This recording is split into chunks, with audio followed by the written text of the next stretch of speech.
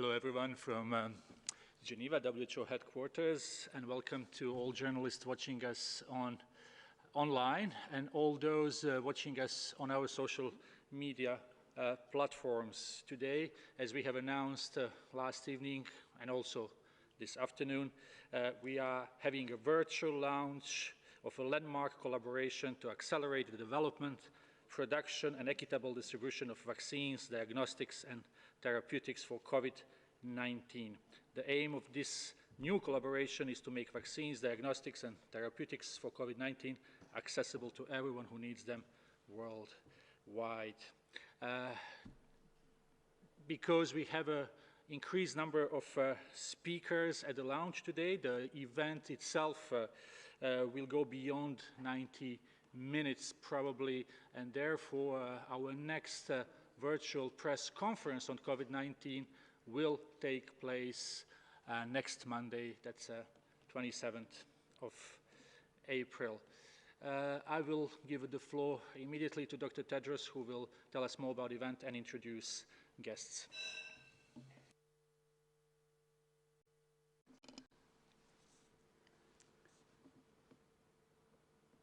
Your Excellencies, good morning, good afternoon, and good evening. The COVID-19 pandemic is an unprecedented global crisis that has been met with an unprecedented global response.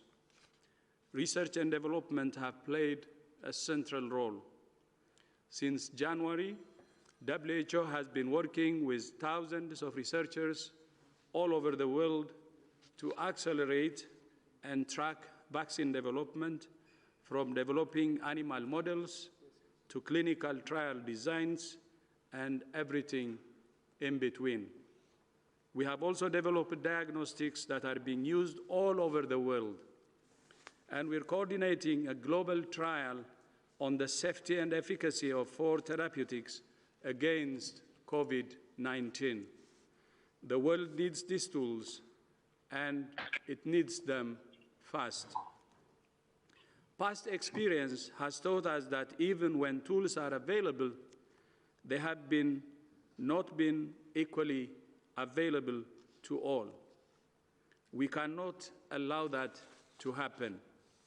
Today, WHO is proud to be uniting with many partners to launch the Access to COVID-19 Tools Accelerator, or the ACT Accelerator. This is a landmark collaboration to accelerate the development, production, and equitable distribution of vaccines, diagnostics, and therapeutics for COVID-19. Our shared commitment is to ensure all people have access to all the tools to defeat COVID-19. The ACT Accelerator brings together the combined power of several organizations to work with speed and scale. Each of us are doing great work, but we cannot work alone. We're coming together to work in new ways to identify challenges and solutions together. I'm especially grateful to President Emmanuel Macron, President Ursula von der Leyen, and Bill and Melinda Gates for their leadership and partnership in co-hosting this ACT Accelerator launch. We're also grateful for the support of many world leaders who you will hear from today. And I would especially like to thank Sir Andrew Whitty and Dr. Ngozi Okonjo-Iweala for agreeing to act as a special envoys for the ACT Accelerator. We're facing a common threat, which we can only defeat with a common approach. I would now like to invite other co-hosts to speak, beginning with His Excellency, President Emmanuel Macron. Monsieur le Président, you have the floor.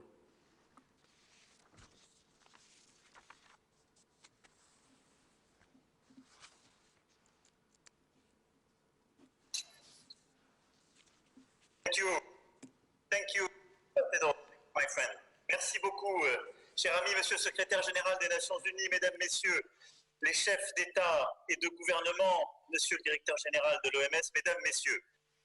Je suis très heureux de vous retrouver, même virtuellement par cette visioconférence, pour pouvoir en effet appeler à l'action et porter cet acte de la création donc de cet accélérateur pour lutter contre le Covid-19. Et je veux commencer en rendant hommage à la fois au personnel de santé qui partout dans le monde se battent contre le Covid-19. Nous leur devons tant rendre hommage aux chercheurs qui se sont engagés dans tous nos pays pour lutter contre le Covid-19, qu'il soit du secteur public ou du secteur privé, et remercier les personnels humanitaires, ceux des Nations Unies et de l'ensemble des ONG qui, sur le terrain, se battent activement contre ce virus et toutes ses conséquences. Aujourd'hui, la communauté internationale, réunie sous l'égide des Nations Unies et de son agence qui est l'Organisation mondiale de la santé, avec l'ensemble des acteurs de la santé mondiale, les organisations régionales, la société civile, décide d'agir concrètement et d'unir ses forces dans un partenariat inédit pour plus d'efficacité. Et vous l'avez dit, avoir autour de la table à la fois l'Organisation mondiale de la santé qui en assurera la coordination, mais CEPI, Gavi, le Fonds mondial, Unitaid, Wellcome Trust, la Banque mondiale, la Fondation Bill et Melinda Gates, les acteurs du secteur privé pharmaceutique, les chefs ici rassemblés, est inédit. Et je veux insister juste sur quelques points qui sont structurants pour cette initiative et gagner contre cette pandémie. On a au fond 4 piliers pour réussir.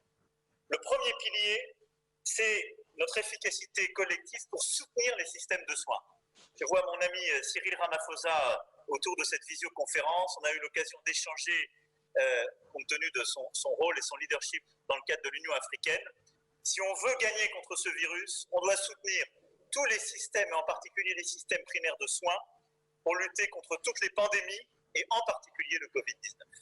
Et tout ce qu'on fera contre le Covid-19 ne pourra être efficace si on n'a pas cet appui, ce soutien. C'est le rôle de l'OMS, de beaucoup aussi des fonds sectoriels que j'ai cités, parce que l'inégalité entre nos pays se construit dès ce moment-là, dans l'inégalité entre nos systèmes de soins. Et donc je pense que cette initiative, en ce qu'elle permettra d'aider les pays les plus vulnérables pour justement renforcer leur système de soins, permettre d'aller soigner, y compris les communautés les plus vulnérables, parfois avec les personnels humanitaires, mais aussi de renforcer le système hospitalier et le système de soins, est indispensable. Le deuxième pilier de notre initiative, ce sont les tests, le diagnostic. L'OMS l'a dit depuis plusieurs semaines, on a tous ce défi dans nos pays qui est évidemment de développer les systèmes de tests. Il faut qu'on le rende accessible dans tous les pays du monde, y compris les pays qui sont les plus fragiles, y compris les pays les plus vulnérables. Et donc, sur ce sujet-là, c'est un défi aussi que cette initiative va permettre de porter. Et il y a un grand savoir-faire de plusieurs fonds verticaux qui sont mobilisés avec nous dans leur accès justement à la société civile, à plusieurs communautés, aux communautés les plus vulnérables qui est indispensable. Le troisième sujet, ce sera l'accès au traitement. Beaucoup de nos chercheurs, de notre personnel soignant sont en train de coopérer. Nous le faisons en Europe, mais c'est vrai partout dans le monde, pour avoir des traitements cliniques, des essais multiples que nous sommes en train d'essayer de développer pour lutter contre l'action du virus, pour lutter contre les réactions inflammatoires, pour permettre de mieux résister au moment où les situations arrivent aux urgences.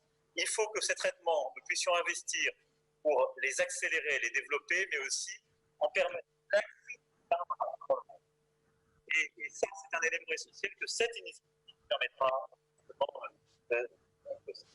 Et puis, le quatrième axe, c'est évidemment celui des vaccins. Il y a beaucoup d'attentes, et je crois que ce que nous sommes en train de faire, c'est aussi de permettre d'écraser à la fois le temps et l'espace. C'est-à-dire qu'en décidant d'investir, et il y a toute l'expertise du CEPI, des grandes pharma derrière ce sujet, mais en investissant sur plusieurs solutions, plusieurs familles, d'écraser l'échelle de temps en se disant on commence à aller beaucoup plus vite parce qu'on met plus d'argent, parce qu'on investit sur différentes familles, on commence à manufacturer plus vite pour avoir un accès aux solutions qui marcheront plus rapidement, mais aussi on écrase l'espace parce qu'il est inexplicable et inexcusable face à un tel vaccin de dire c'est dans le pays où ce sera inventé, c'est dans le pays où la pharma aura investi que ce vaccin pourra être accessible. Il faut qu'au moment où on arrive à gagner ce combat, le plus rapidement possible, partout, le vaccin soit accessible à toutes les populations. Et donc, je crois que l'initiative qui est ainsi conduite par nous tous, c'est celle qui permettra de rendre accessible dans toutes les géographies, dans tous les pays, y compris les plus vulnérables, ce vaccin, parce que c'est aussi ce qui nous permettra de retrouver le plus vite possible une vie normale. Les scientifiques sont ceux qui nous diront beaucoup mieux que moi la bonne échelle de temps. On a envie de bousculer toutes les frontières. On sait que c'est très dur de le faire avant 12-18 mois, on m'avait dit au début. Certains m'ont dit maintenant, peut-être d'ici la fin de l'année, on y arrivera. Je veux croire aux solutions les plus volontaristes. Plus on se mobilisera, plus on sera unis, plus on arrivera à mettre tout l'argent public et privé mobilisable, mieux on y arrivera.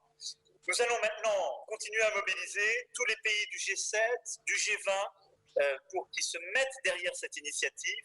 J'espère qu'on arrivera à réconcilier, si je puis dire, auprès de cette initiative commune, et la Chine et les États-Unis d'Amérique, parce que c'est au fond de dire la lutte contre le Covid-19, c'est un bien commun de l'humanité, et aucune division, au fond, n'a lieu pour gagner cette bataille. Et ce que je voudrais enfin retenir, c'est deux choses. On a un rendez-vous le 4 mai prochain autour de l'Union européenne autour maintenant de ce plan d'action très clair où tout le monde est uni, lever l'argent. Et je voudrais que cette méthode, on arrive collectivement à la garder en tête pour les autres pandémies, pour beaucoup d'autres luttes qu'on a à mener. Ce qu'on est en train de faire maintenant, il faut le réussir, montrer au monde que c'est possible quand on se met tous ensemble et qu'on unit nos forces. Et je rêve qu'ensuite, on arrive à avoir une telle énergie, une telle unité aussi vite pour lutter encore plus efficacement contre la tuberculose, le paludisme, le VIH et aussi beaucoup d'autres pandémies qui peut-être ont touché beaucoup plus que d'autres les pays les plus vulnérables, mais qui justifient d'aller encore plus fort, plus loin, tous ensemble. Donc merci Dr Tedros de nous réunir, merci au rôle que joue l'OMS et merci à tous les fonds, les pays, les acteurs aussi, fondations et acteurs du secteur privé d'être là aujourd'hui pour qu'on réussisse cette bataille contre le Covid-19, mais aussi cette percée que nous sommes en train de faire collectivement.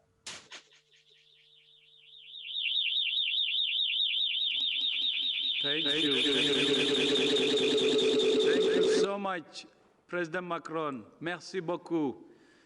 And our other co-host is the European Commission, and I call upon Dr. Ursula von der Leyen to make her speech. Dr. Ursula von der Leyen, the President of the European Commission. You have the floor, Madam. Out of sharing the screen today with our partners worldwide to deliver a message of hope. Hope that we can defeat coronavirus together and that we can go back to our normal lives sooner rather than later. And I warmly welcome today's call for global action, and we are ready to respond. Indeed, in just 10 days, on the 4th of May, we will launch a global pledging effort. On that day, we will also announce next milestones of a global campaign. This campaign is to kick off an ongoing rolling replenishment. The aim is to raise 7.5 billion euros to ramp up work on prevention, diagnostics, and treatment. And this is a first step only, but more will be needed in the future. Because beating coronavirus will require sustained actions on many fronts. We need to develop a vaccine. We need to produce it and to deploy it in every single corner of the world and make it available at affordable prices. This vaccine will be our universal common good. And I want to invite everyone, governments, business leaders, philanthropists, artists, and citizens to raise awareness about the pledging effort and to help us create a united front against coronavirus. The European Union will spare no effort to help the world come together against coronavirus, because united, we will make history with a global response to the global pandemic. Thank you so much, Dr. President von der Leyen. United, we will defeat this pandemic, this virus. Now the next speaker will be the co-chair of Bill and Melinda Gates Foundation, Mrs. Melinda Gates. You have the floor.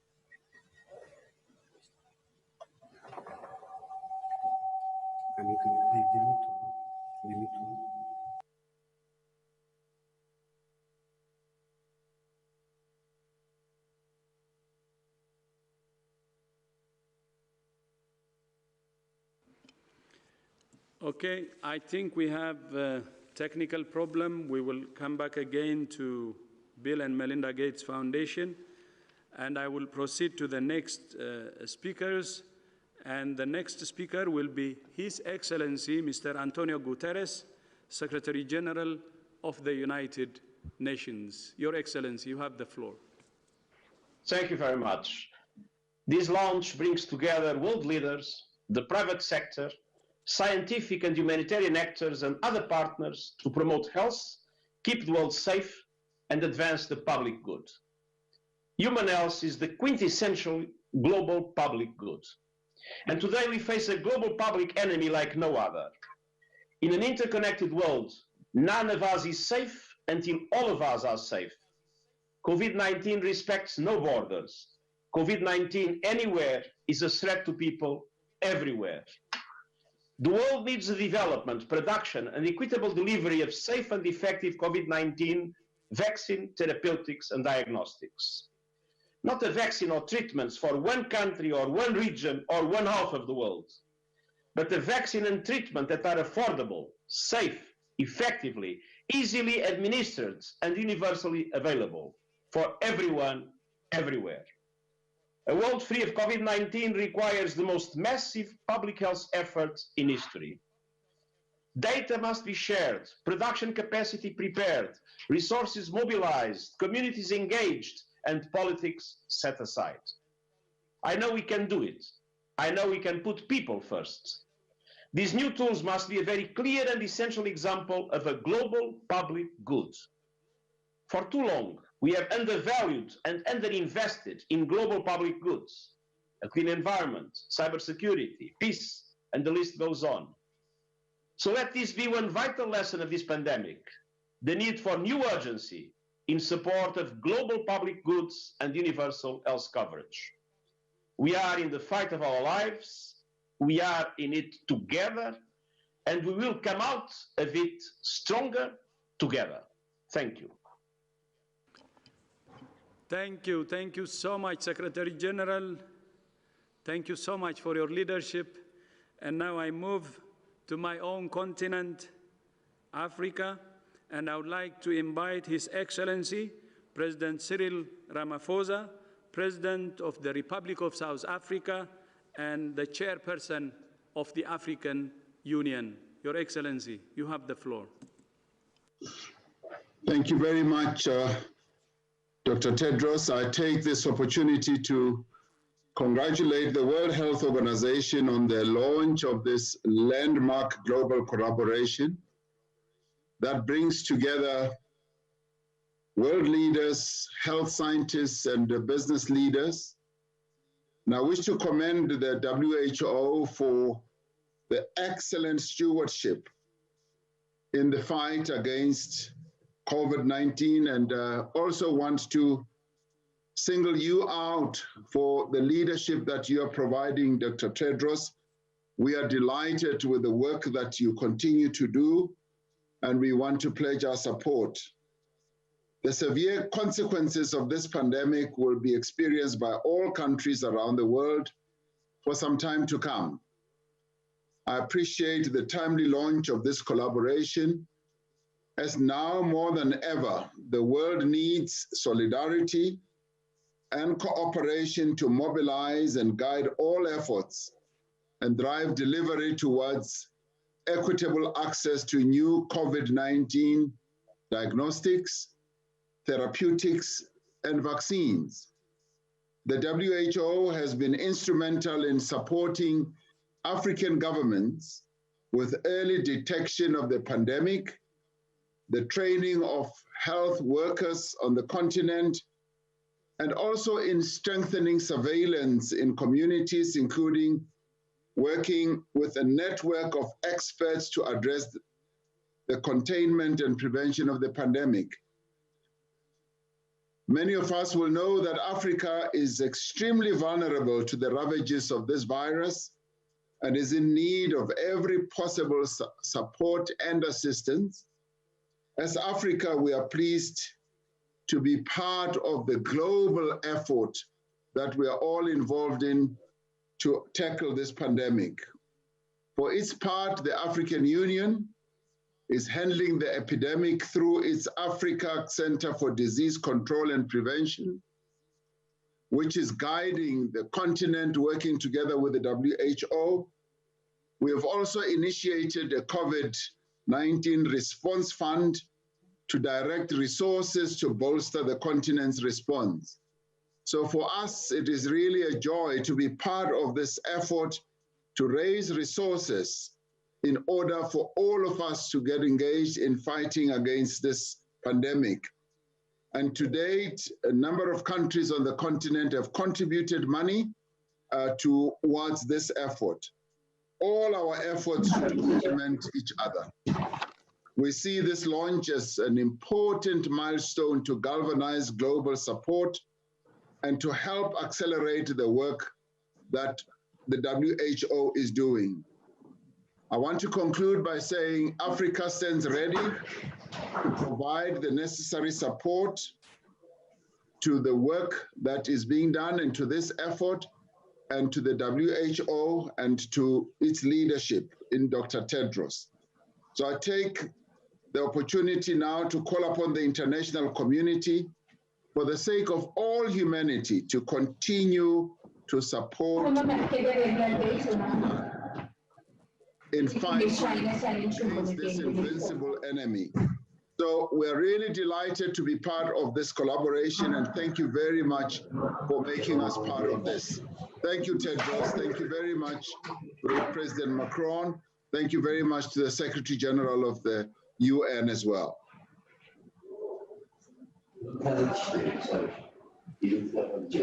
Thank you so much, Your Excellency. Thank you, my brother. And now I would like to invite Her Excellency, Mrs. Angela Merkel, Chancellor of the Federal Republic of Germany. Your Excellency, you have the floor.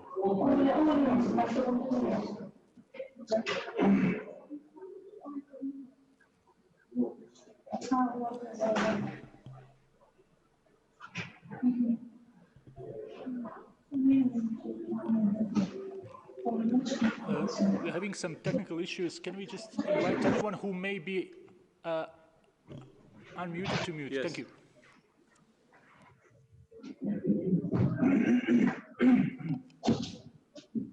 Your Excellency, you have the floor. Can you hear me now? Yes, we can hear you.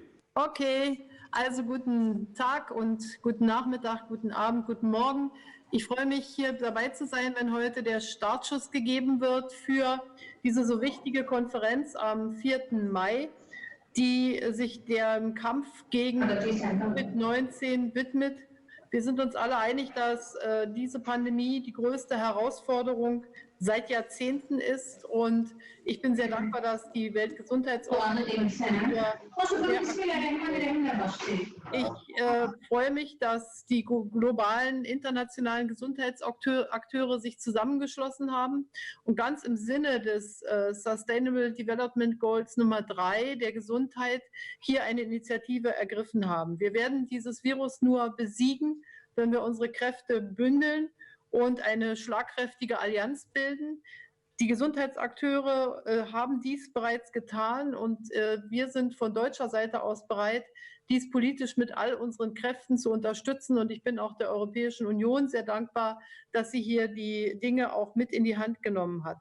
Zentral, und wir wissen alle, dass wir mit der Pandemie leben müssen, bis wir einen Impfstoff gefunden haben. Zentral ist also die Entwicklung eines solchen Impfstoffs, natürlich auch von Therapeutika und natürlich auch von Diagnosemethoden. Und ich stimme dem UN-Generalsekretär zu, es handelt sich hier um ein globales öffentliches Gut, diesen Impfstoff zu produzieren und dann ihn auch in alle Teile der Welt zu verteilen. Das wird eine große Kraftanstrengung sein, wenn wir einmal einen solchen Impfstoff haben. Und deshalb unterstützen wir mit ganzer Kraft die Konferenz am 4. Mai. Wir wissen, dass noch eine ziemlich beachtliche finanzielle Lücke zu schließen ist. Und deshalb möchte ich auch alle aufrufen, egal ob aus der Politik oder aus der privaten Wirtschaft, die in der Lage sind, uns zu unterstützen, um diese finanzielle Lücke von 8 Milliarden Euro, so wie uns das Global Preparedness Monitoring Board gesagt hat, zu schließen und dann wirklich sicher auf dem Pfad zu einer Entwicklung zu sein. Wir werden neue Methoden gehen müssen, auf der einen Seite der Entwicklung und parallel des Aufbaus von Produktionskapazitäten, und zwar möglichst an vielen Stellen der Welt für so einen Impfstoff. Und wir wissen, dass wir Regionen haben, die besonders stark betroffen sind. Der Präsident Südafrikas und Präsident der Afrikanischen Union in diesem Jahr hat darauf eben hingewiesen. Und deshalb ist unser Engagement für Afrika, aber auch für andere ärmere Länder auf der Welt von so entscheidender Bedeutung. Ich begrüße also, dass heute sozusagen der Startschuss gegeben wird. Deutschland wird sich mit einem substanziellen Beitrag an dieser Konferenz beteiligen. Und ich rufe alle auf, dieses so große globale Ziel mit zu unterstützen. Es zeigt sich hier, ob wir wirklich miteinander zusammenarbeiten können zum Wohle vieler, vieler Millionen Menschen. Und ich begrüße alle, die hier mitmachen, und werde auch weiter dafür werben, dass wir möglichst viele Akteure für den 4. Mai dann in wenigen Tagen finden. Herzlichen Dank, Tedros, dass du heute die Initiative ergriffen hast. Herzlichen Dank, Emanuel. Herzlichen Dank, Ursula und Melinda Gates, für diese Initiative. Wir werden als Co-Hosts dann mit dabei sein am 4. Mai.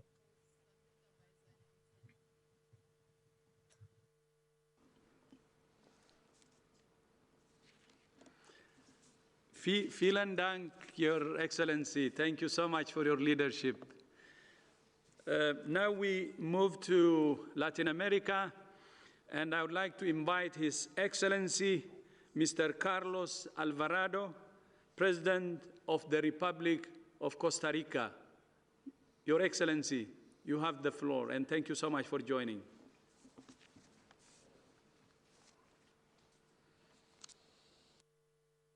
Thank you very much, Dr. Tedros. Good afternoon y buenos días acá desde Costa Rica. Representando a Costa Rica, para mí es un honor ser testigo de esta iniciativa y también apoyarla de manera decisiva para que todas las personas a través del mundo puedan tener acceso al desarrollo, a la producción de los tratamientos necesarios para combatir el COVID-19. El COVID-19 tiene una particularidad que no distingue si un país es grande, si es pequeño, no distingue si un país es rico, de renta media o pobre. De igual forma, la reacción global no debe hacer distinciones, sino debe ser absolutamente solidaria y del humanismo más profundo en este momento de la historia.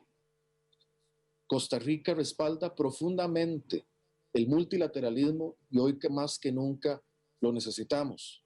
Por eso para nosotros es un honor estar aquí y ver hacia futuro esa posibilidad de que las vacunas, los tratamientos y toda la materia de testeo masivo esté disponible para todas las personas alrededor del mundo. El pasado 23 de marzo enviamos una nota al doctor Tedros para que hiciéramos una iniciativa junta común para construir un pool, un repositorio de patentes para poder poner a disposición de toda la humanidad la tecnología que apoye esta batalla contra el COVID-19. Puedo informar que hemos avanzado en ese trabajo y previo a la Asamblea Mundial de la Salud queremos compartir esto. Hoy para Costa Rica Es un honor apoyar de manera decisiva este Act of Acceleration. Tengamos en mente que esto es un ejemplo y que los ciudadanos del mundo miran a nuestros líderes en este momento a espera de acción.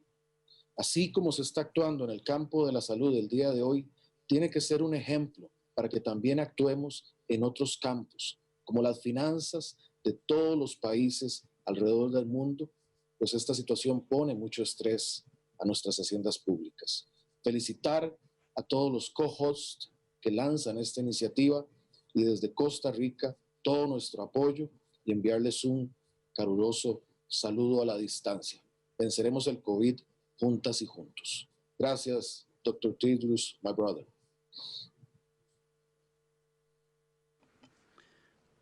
Muchas gracias, hermano. Thank you so much for your leadership, and thank you so much also for taking the initiative to send me the letter. And this is part of what we're doing now, and we're really proud of your initiative.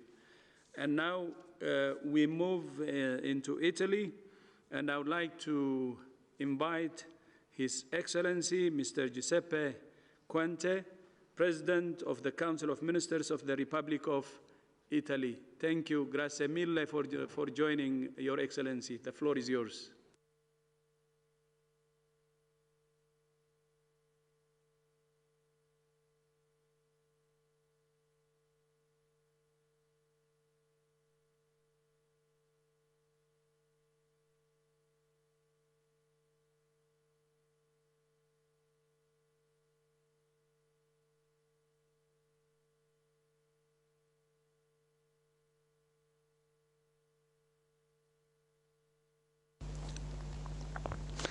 Mr. Secretary General, Mr. Director General, dear friends, as you all know, Italy has been since the beginning at the front line of this fight against COVID-19. We have learned on our skin many lessons. First of all, that the virus has no borders. This is why we have immediately promoted international cooperation. Foreign Minister Di Maio has actively campaigned for an international vaccination alliance in an international fora. And we are grateful to the World Health Organization and other partners for having taken forward our appeal. We are proud to be part of this global alliance.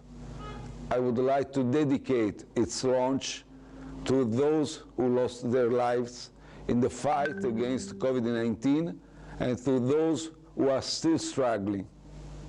A special thought goes to our true heroes, doctors, nurses, and health workers. Their sacrifice will not go in vain. While we are all still coping with the dramatic impact of the pandemic, there is one thing that we understand well. Finding and distributing the vaccine is the only way to win this battle. Let me commend the many researchers and institutions that are working to make this happen, showing that scientific progress is a shared wealth.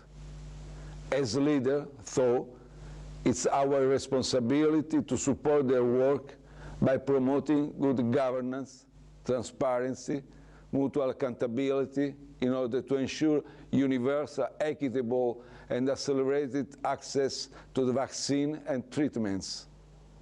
I'm confident that our alliance will grow in the spirit of effective multilateralism, putting together our best brains and resources in the interest of the entire mankind. The Italian government is sparing no efforts to protect its people and gradually restart its social and economic engine. Also, you can be sure that Italy will keep up to its tradition of global solidarity. We will stand by our partners in this common endeavor, and you can count on Italy. Together, we'll make it. Thank you very much. Together, we will make it. Thank you very much. Grazie mille, Your Excellency. Now, I would like to invite His Excellency, Mr. Moussa Faki Mohammed, Chairperson of the African Union Commission. Your Excellency and my brother Moussa, please, you have the floor.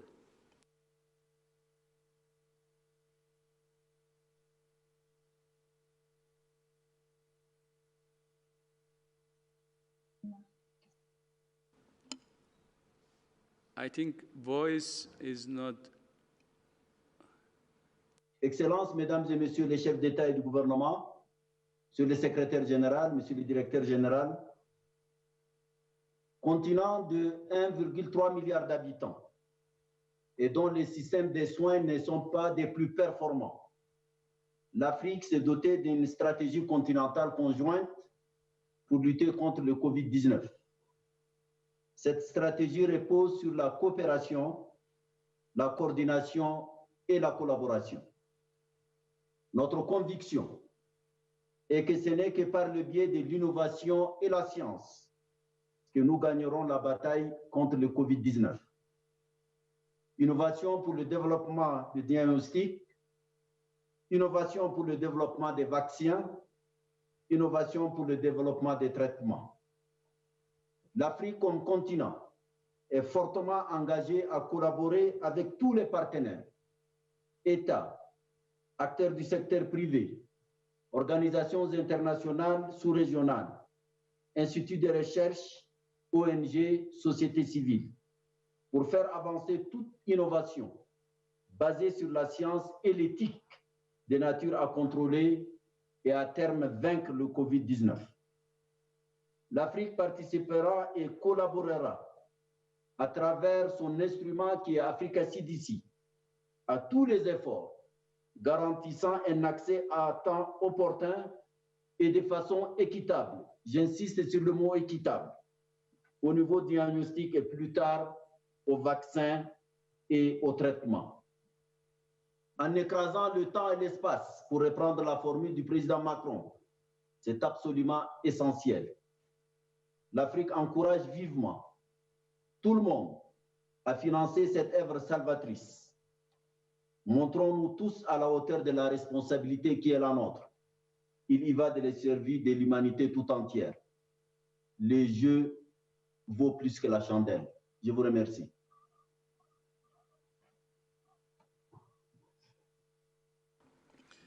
Thank you so much, Your Excellency. Thank you, my brother.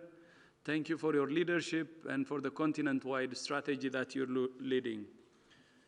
Now we move into Saudi Arabia, and I would like to invite His Excellency, Mr. Mohammed bin Abdullah Al Jaddan, the Kingdom of Saudi Arabia, G20 Presidency. Your Excellency, you have the floor.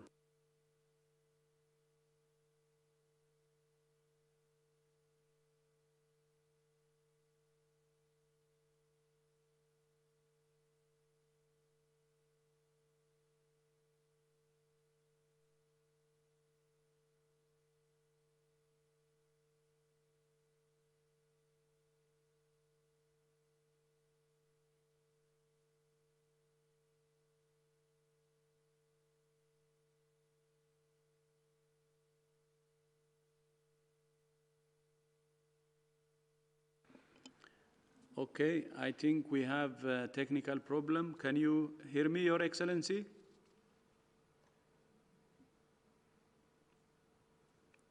Okay, we then move into the next program. The next 5 will be video messages from leaders, and we will replay the message from the co-chair of the Bill and Melinda Gates Foundation, Ms. Melinda Gates, please. The moment we're living through right now is a reminder that we're all part of the same global community. As new diagnostics, treatments, and vaccines become available, we have a responsibility to get them out equitably with the understanding that all lives have equal value. COVID-19 knows no borders, and defeating it will require action and investment across sectors and countries. The collaboration we're seeing today, along with the commitments we make at the upcoming Global Response Summit, will help the world rise up to meet this big challenge. Thank you, Melinda. And the Bill and Melinda Gates Foundation is co-hosting this launching event, and they're one of the co-leads of this effort. And now we move into a message from His Excellency, President Paul Kagame, President of the Republic of Rwanda, and Chairperson of the NEPAD Heads of State and Government Orientation Committee. The COVID pandemic reminds us that global equity in health is absolutely critical. No one is safe unless we're all safe. Essential health technologies must be available wherever needed. We must deploy everything we know about international solidarity to fight COVID together. This is why the new global collaboration for new COVID-19 tools is so important. This coalition brings together 8 of the world's leading health and development organizations and philanthropies. By joining forces to accelerate the development of tests, vaccines, and treatments, we can end the pandemic sooner. The commitment to ensuring equal access is the key. As the African Union's leader for domestic health financing, I wish to emphasize the importance of the upcoming pledging event. We have to be accountable to the citizens we serve and to each other. The global collaboration can count on Rwanda's active support.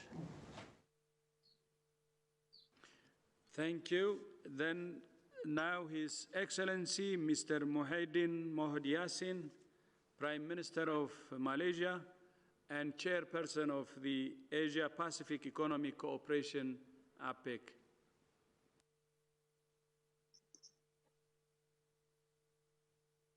Good morning, my fellow heads of states and governments, Madame Ursula von der Leyen, President of the European Commission, UN Secretary General, Mr. Antonio Guterres, and WHO Director General, Dr. Tedros Ghebreyesus.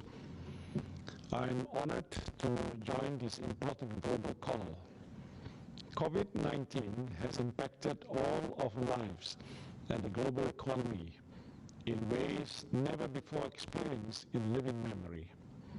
The only way we can destroy this common invisible enemy of ours is through solidarity and cooperation.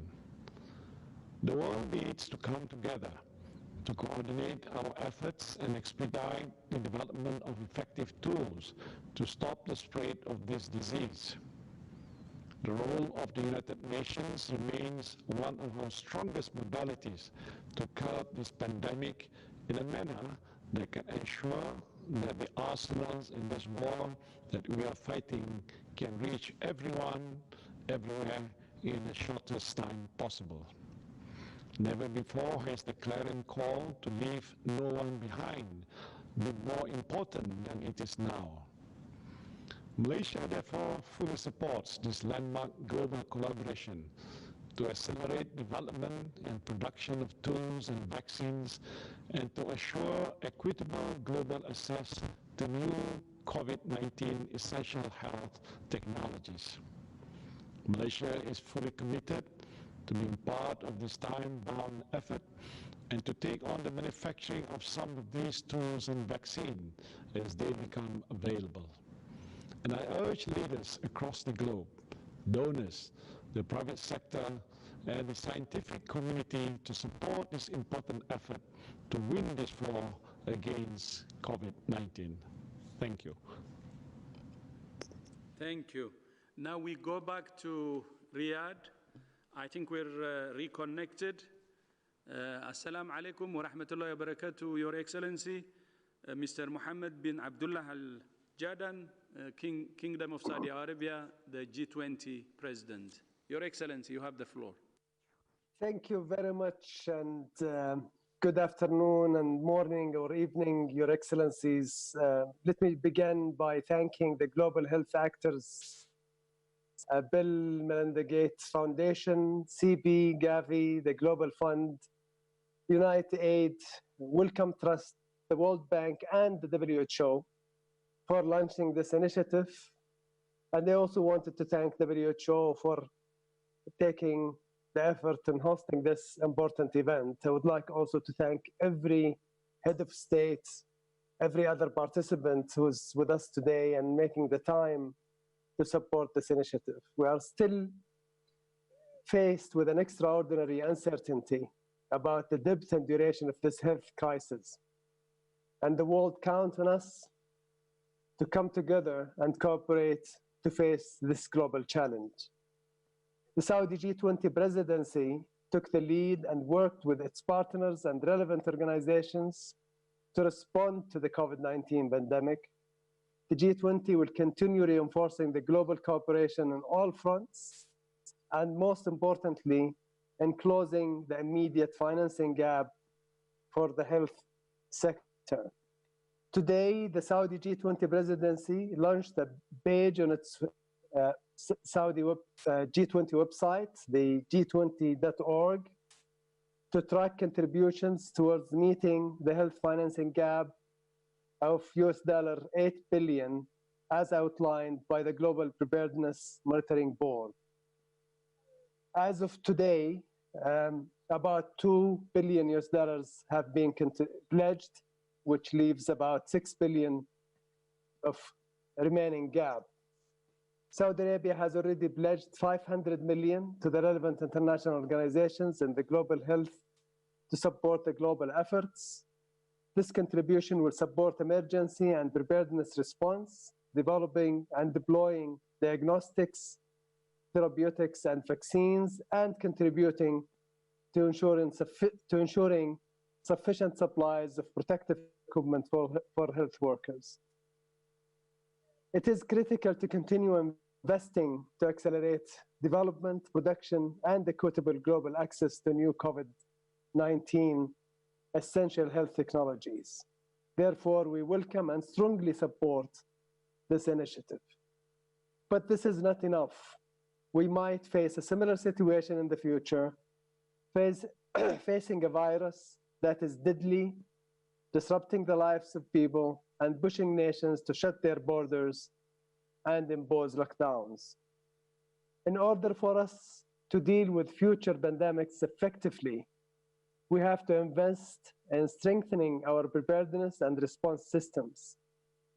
That is why the G20 is working with the relevant international organizations to assess the gaps with a view to establishing a global initiative on pandemic preparedness and response, so that when we are, or our kids for that matter, face a similar situation in the future, we are better prepared to respond to it, saving people's lives, safeguarding their well-being, and it would be the smartest investment for us all to make today. Thank you very much. Shukran jazilan, Your Excellency, and Ramadan Kareem. Thank you for your leadership. Thank you. And now we move into having our messages from our leaders, and the next will be Her Excellency Ms. Erna Solberg, Prime Minister of Norway.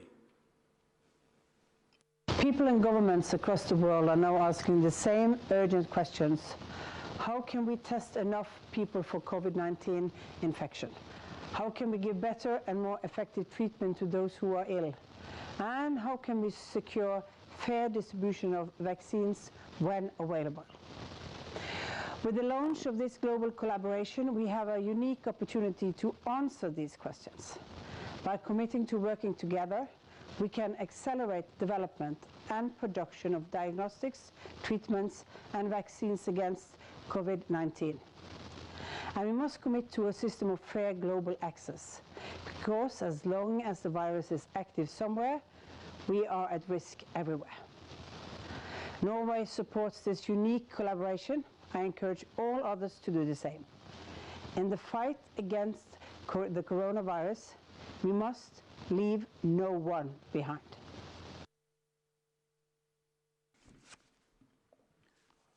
Tax Kaduha, Your Excellency. And next we will move to Spain and His Excellency, a message from His Excellency, Mr. Pedro Sanchez, Prime Minister of Spain.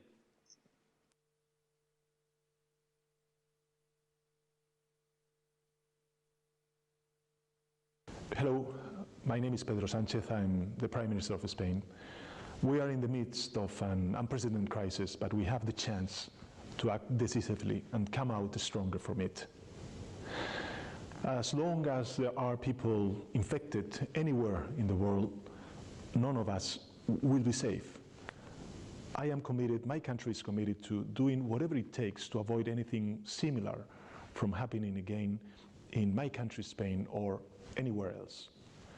We firmly believe that solidarity and multilateralism are the only way forward, and we have declared so publicly. Now it's the time to walk the talk, and today I believe we're taking a decisive step in the right direction.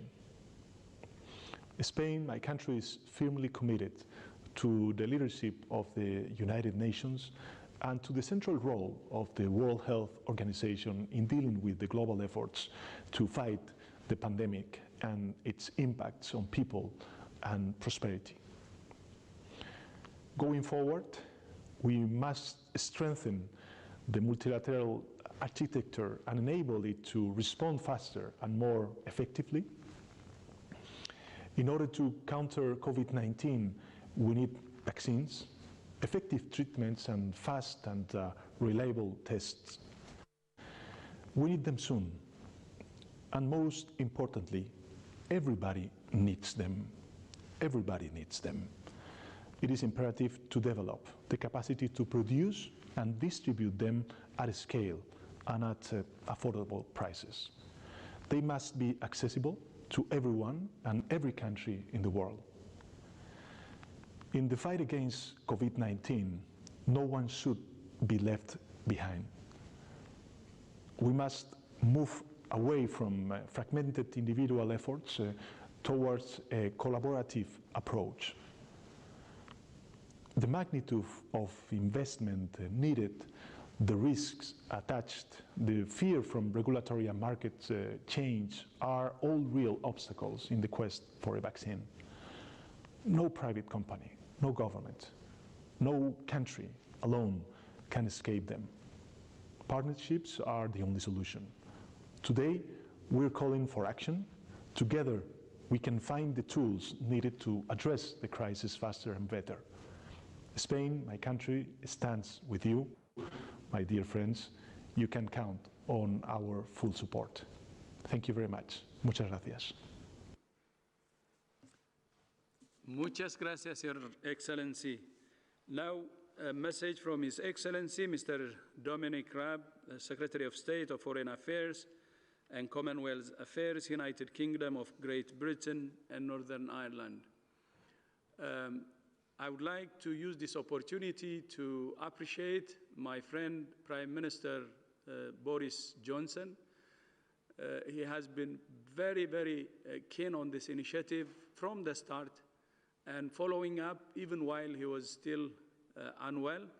And I would like to express my great respect and appreciation for his commitment to this initiative. And I hope he is now proud that it has reached this level and the whole world is behind this initiative. Thank you, Boris. And please, next message. Let me start by thanking the World Health Organization and Dr. Tedros for convening this event. The Prime Minister asked me to convey that today's announcements have his full support.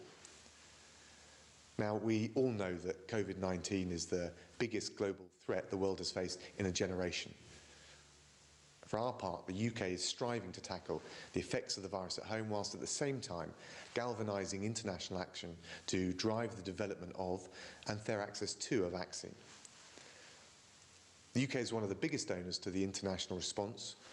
We have already pledged £744 million And that includes £250 million of UK aid for the Coalition for Epidemic Preparedness Innovations to rapidly develop a coronavirus vaccine.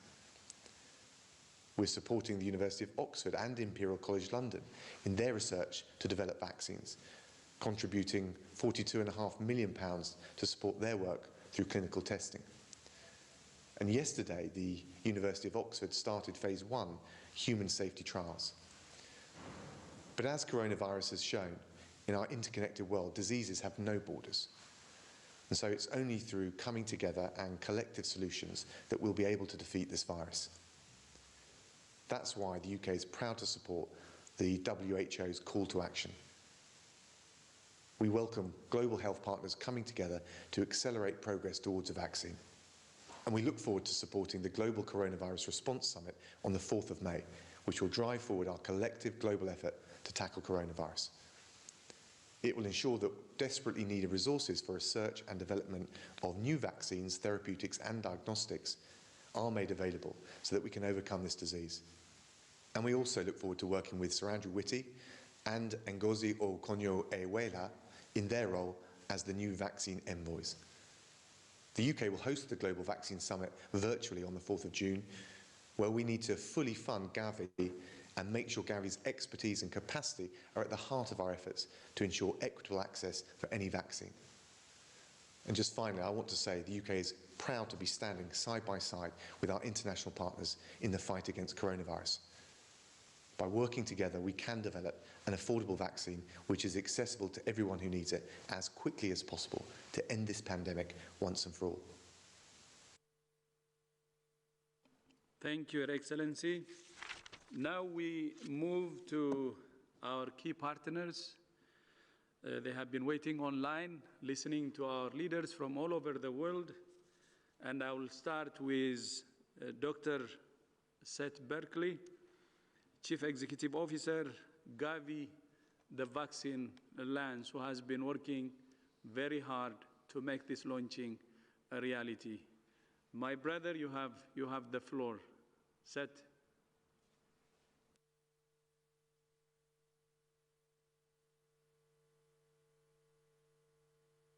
Thank you, Dr. Tedros, Excellencies, ladies and gentlemen.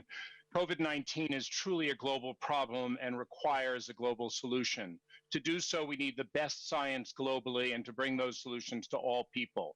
That is why I am so glad to be working with all of my other sister organizations to try to accelerate COVID-19 tools. As you know, Gavi, the Vaccine Alliance, currently helps vaccinate nearly half the world's children as part of its mission to save lives, reduce poverty, and protect the world against the threat of epidemics. We need other tools, but you will have heard it said that without a vaccine, we will never defeat this pandemic. This is likely true. And what this means is that we need to devise and deliver a vaccine program to get billions of doses out at a speed and scale never before contemplated, let alone achieved, the most rapid vaccine deployment in history. Gavi has a unique role to play in this global collaboration. With over 2 decades of experience at introducing nearly 500 new vaccines, we can help identify and prioritize the most suitable vaccines to make this momentous task possible and to scale up manufacturing at risk so that we have adequate supplies. Lastly, the infrastructure we have helped put in place in the countries we support, right down to the community level, will help us ensure not one person gets left behind. This is what Gavi was set up to do. We are already helping countries deliver vital testing and other equipment and working to maintain life-saving immunizations even as countries face up to the pandemic. The expertise and the structures to defeat COVID-19 are in place. Today, in this esteemed company, I'm proud to say we now have the commitment. We look forward to working with all of you. Thank you. Thank you, Seth, and thank you, Gavi. Gavi and Global Fund actually have reprogrammed their funding from day one to fight COVID, and I would like to recognize that, and thank you so much for your leadership. Now I go to Peter Sands, the Executive Director, the Global Fund to fight AIDS, tuberculosis, and malaria. Peter, my friend, you have the floor.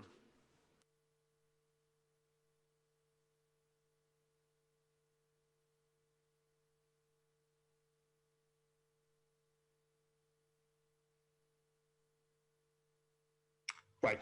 Thank you, Tedros. The Global Fund is committed to playing our part in this extraordinary and crucial partnership. Given our role, we're focusing primarily on the deployment of life-saving therapeutics and diagnostics, strengthening the vital systems of health to deliver the services, and also acting to mitigate the potentially disastrous knock-on impact on HIV, TB, malaria, diseases that kill 2.7 million people a year, and where we risk surrendering the tremendous gains we've made in recent years. In fighting COVID-19, in fact, we should learn the lessons from these earlier pandemics, from the fight we've had against HIV, TB, and malaria. First, we absolutely need new tools, and we need them fast. And we need to pursue vaccines, therapeutics, and diagnostics with equal vigor. A vaccine is the best answer, but it is not the only answer. It's worth reflecting that in the fight against HIV, TB, and malaria, despite huge efforts, we still don't have a vaccine against any of them. But with diagnostics, therapeutics, and prophylactics, we have demonstrated that we can achieve massive reductions in mortality, and many parts of the world have eliminated these diseases as threats to public health. Second, we must recognize that developing new tools is essential, but not enough. We must make sure the people who need them get them. The lessons from AIDS must be learned. Too many millions died before antiretroviral medicines were made widely accessible, in large part through the creation of the Global Fund. In the fight against COVID-19, we must leave no one behind. Third, access to drugs is also not enough. These have to be delivered within a system of care. This takes money, infrastructure, capacities. For example, less than a third of the cost of the fight against AIDS, TB, and malaria is the cost of the biomedical tools. And finally, we need everyone engaged in this fight. And above all, we need the communities that are most affected. Defeating COVID-19 and mitigating the impact on HIV, TB, and malaria will need not just the engagement of these communities, but their leadership. To defeat COVID-19, we must unite to fight. We must unite to fight this common threat to humanity. Thank you. Thank you, Peter. And now we move to our other key partner, sister organization. I prefer to say what Seth said, Chief Executive Officer of the Coalition for Epidemic Preparedness and Innovation, CEPI, Dr. Richard Hatchett. Richard, you have the floor.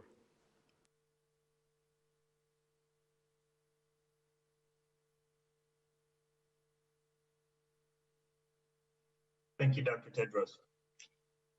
It's an honor to be here today to commit CEPI to work as part of the ACT Accelerator. The establishment of the ACT Accelerator is a watershed moment in the world coming together to develop a global exit strategy from the COVID-19 pandemic. The challenge we face in medical, humanitarian, and economic terms is unprecedented. We can meet it only by bringing together the combined strengths of governments, multilateral institutions, the private sector, and civil society. Everyone must have access to the tools and countermeasures, including vaccines, that we will develop through the ACT Accelerator. Science and policy must align in their commitment to equity and justice. We cannot meet the ongoing threat of COVID-19 one country at a time. COVID-19 anywhere is a threat everywhere. Today, there is hope. By bringing together the collective strengths, resources, and expertise of the institutions that will contribute to the ACT Accelerator, we can end this pandemic together. CEPI is proud to be part of this global collaborative effort.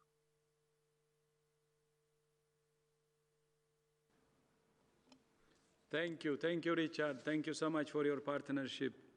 And now we move to UNITAID. The next speaker will be Executive Director of UNITAID, Mr. Felipe Donetan. Please. Felipe.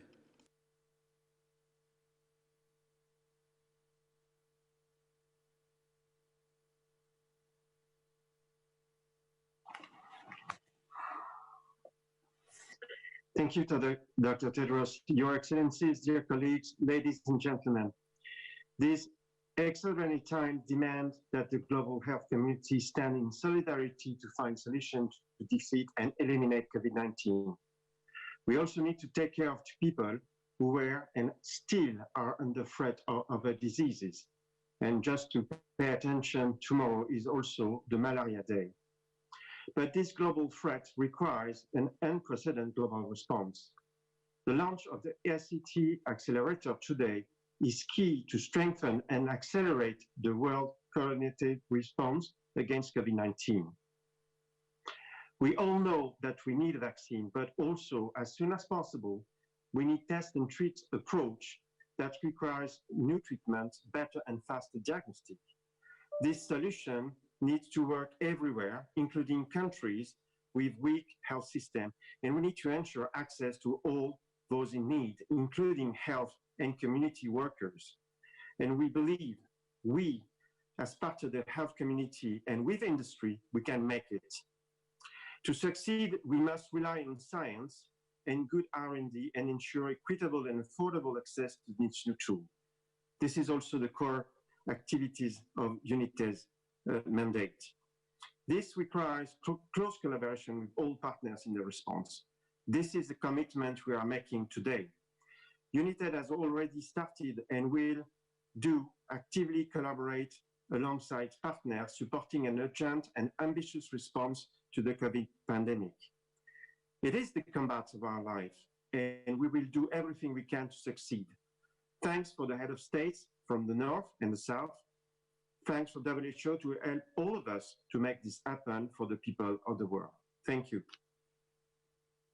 Thank you, Felipe. Thank you, UNITAID. Now we move to this to IFRC, the International Red Cross and Red Crescent Movement, and the Secretary General, Mr. Jagan Chapagain. Please, Jagan, you have the floor. Excellencies, ladies and gentlemen, let me start by thanking Dr. Tedros for his leadership of WHO in this difficult time. The International Federation of Red Cross and Red Crescent Societies is fully committed to this global collaboration, the ACT Accelerator. As the largest volunteer-based humanitarian network, we join the call to assure equitable global access to new COVID-19 essential health technologies, starting from the most vulnerable communities in difficult and fragile contexts. Developing technologies, be it vaccines, drugs, or diagnostics, is a very important first step. Ensuring fair allocation and timely delivery to all in need is the greatest challenge. The time to prioritize equity is now. This means putting the most disadvantaged communities at the center of our collective response to this pandemic. We in IFRC pay tribute to 14 million Red Cross Red Crescent volunteers and all other volunteers for their heroic work at the community level in more than 192 countries. And we offer this network in support of this global effort to ensure that no one is left behind in this humanitarian crisis. The power of our humanity is and will be measured by how we collectively protect the weakest among us. Thank you. Thank you, Jagan. Thank you, IFRC. Now I'd like to invite my brother, Sir Dr. Jeremy Farah, Director, Wellcome Trust. Jeremy, you have the floor.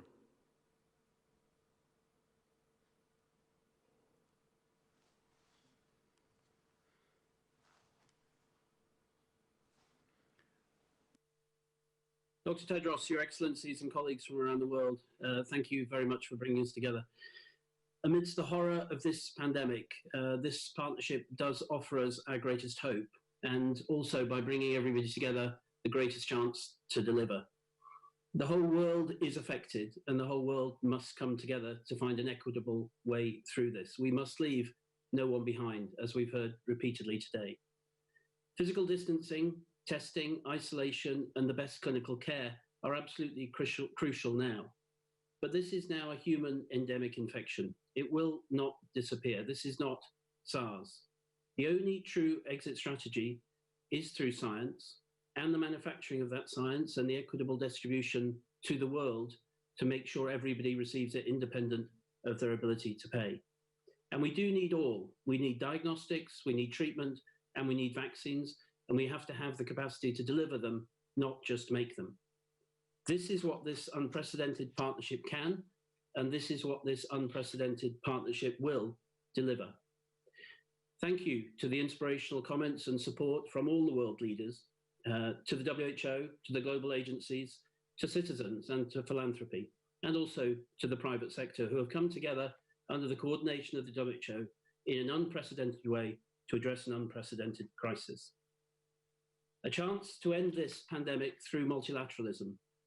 And out of this pandemic and out of this crisis, the chance to actually forge a better world which is more equitable and which commits to public health. That is the prize of our time. Yes, for COVID, but actually beyond COVID to the whole of public health. And it's a question of social justice and equity. It's a question of the sort of world that we want to live in. Thank you, Dr. Tedros. Thank you to yourself, the great leadership through this, but also thank you to your great team alongside you who have made this happen. And it has not been always easy. And I pay tribute to all the healthcare workers all over the world who are putting their lives at risk so that all of us can be that little bit safer. The hard work starts now, and nobody should be under any illusion this is going to be incredibly hard work. But together we can, together we will, and together we must. Dr. Tedros, thank you very much for your leadership. Thank you, Jeremy. I fully agree. Together. And I also would like to borrow your word, a better world out of this difficult situation. Thank you so much for reminding us that.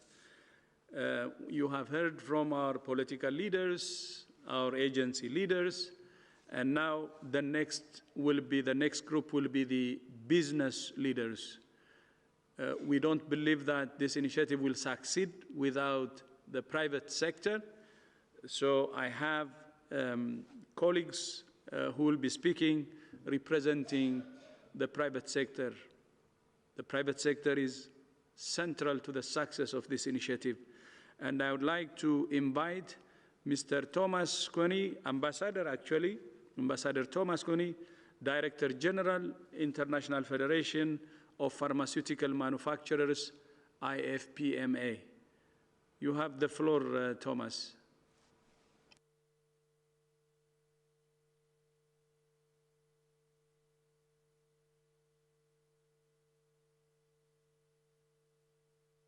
Now I'm unmuted. Thank you, Dr. Tedros. The biopharmaceutical industry is acutely aware of the enormous responsibility we have to patients and society to engage in unprecedented levels of collaboration to find a solution to COVID-19. We stand ready to bring to this partnership our unique knowledge and expertise in the discovery and development of medicines and vaccines, as well as our experience in building manufacturing capacity and distribution networks. Today, scientists in the public and private sector hold the keys to our common goal, the swift end of the COVID-19 pandemic. We are proud to be part of this landmark global partnership and are fully committed to its goal to accelerate development, production, and equitable global access to safe, effective, and affordable COVID-19 therapeutics and vaccines. In the fight against COVID-19, we must ensure that no one is left behind. We will only succeed in this journey together. Thank you, Dr. Tedros. Thank you so much, Thomas. And now we move to another colleague, Ms. Hanan Subol, Chair, the International Generic and Biosimilar Medicines Association. Madam, you have the floor. Tedros, Your Excellency, alongside the need for the novel treatments to combat COVID-19. There is a tremendous need for existing medicines to treat infected patients. The global generic and biosimilar medicines industry, IGBA, is living up to its vision to improve access to those cost-effective quality medicines worldwide. We call on the global community and political leaders to support this landmark collaboration to ensure that every single patient around the globe is treated. Thank you. Thank you. Thank you so much indeed. And now the next speaker will be the President of the Developing Countries Vaccine Manufacturers Network, Mr. Sai Prasad.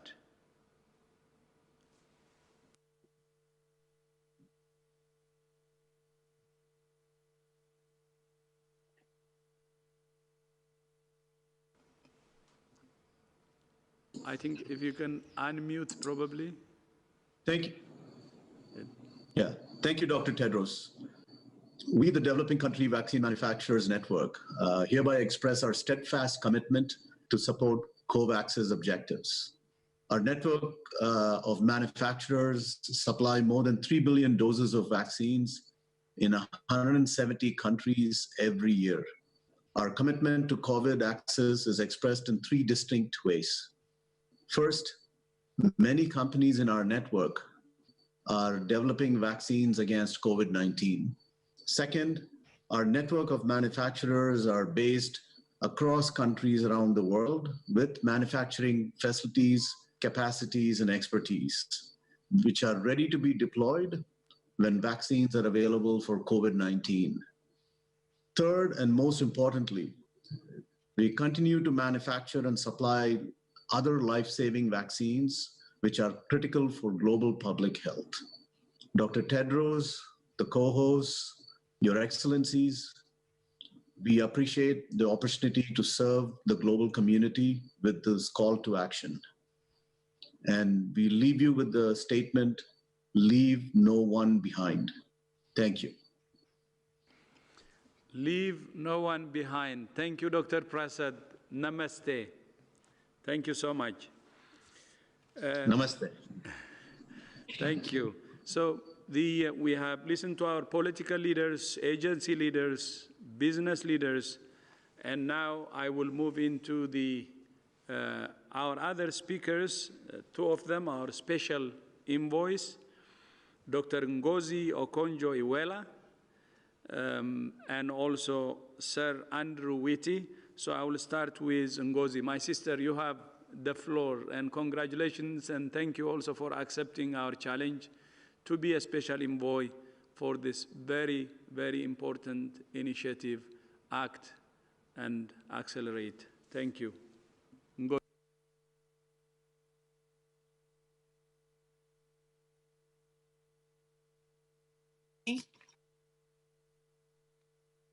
Can you hear me? Yes, we can hear you, please. Okay, thank you so much, Dr. Tedros. Thank you for your leadership under these difficult times. Thank you, Your Excellencies, for coming together on this global endeavor. I won't say much except to say it's an honor to accept this task, to serve the global common good, and to act as a bridge to the developing world, especially to my continent, Africa. Equity, access, and affordability are the key tenets of our efforts and should remain the key tenets. We must all come together and work to achieve all this. Thank you so much. Thank you, Ngozi. Thank you so much indeed. And Ngozi is also selected as special envoy by His Excellency President Cyril Ramaphosa to lead the COVID response event in Africa, and she will act as a bridge between Africa and this initiative, and that will be a very, very important role. So having said that, now I'll move to Sir Andrew Whitty, former CEO of GSK, and now our special envoy You have the floor, and thank you so much for accepting to really lead this effort. Thank you.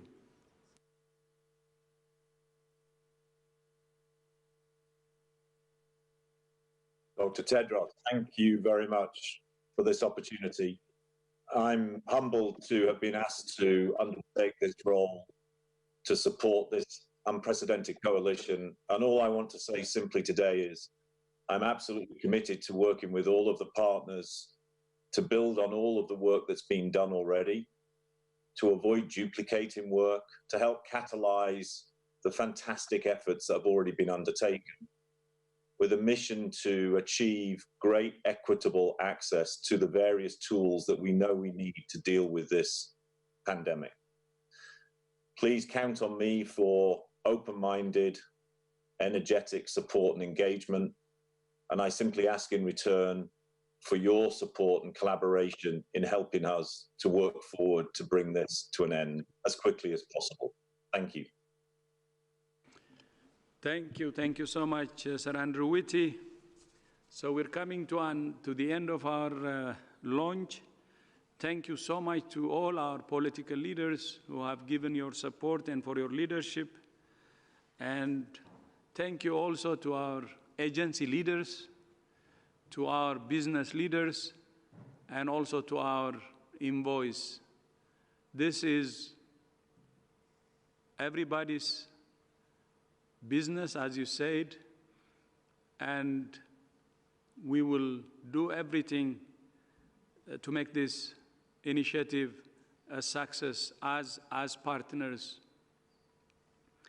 And I would also like to end this launch by reminding you that May 4th will be the pledging event that will be hosted by European Commission, and you have already heard from President Ursula von der Leyen and other participants of this launch, and we hope to see you all then on May 14 to make the pledging event a success. So thank you so much again from our side, and united we can defeat this virus, and we have to fight it in unison. Thank you so much again. May 4. Again, sorry, I think I said May 14. The pledging event is May 4. And let's join the European Commission and President Ursula von der Leyen to make this pledging event a success. May 4 is the date. Thank you. Thank you very much, Dr. Tedros, and thanks to all our guests. We will have a transcript available from this event in hopefully next couple of hours, because there were little audio issues with some of the speakers, so hopefully that will be helpful. We will be also sending you documents regarding this event, as well as other news from WHO regions and country offices. Next press conference on COVID-19 will be on Monday. Have a great weekend, everyone. Thank you.